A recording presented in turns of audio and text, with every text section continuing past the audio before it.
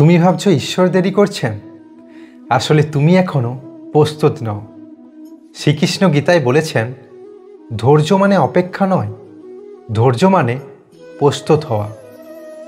যে জিনিসের জন্য তুমি অপেক্ষা করছো, সাফল্য, ভালোবাসা, শান্তি, স্থিরতা, তা তোমার জীবনে আসতে পারে, কিন্তু তুমি যদি প্রস্তুত না থাকো তাহলে সেটা তোমাকে সুখ দেবে না।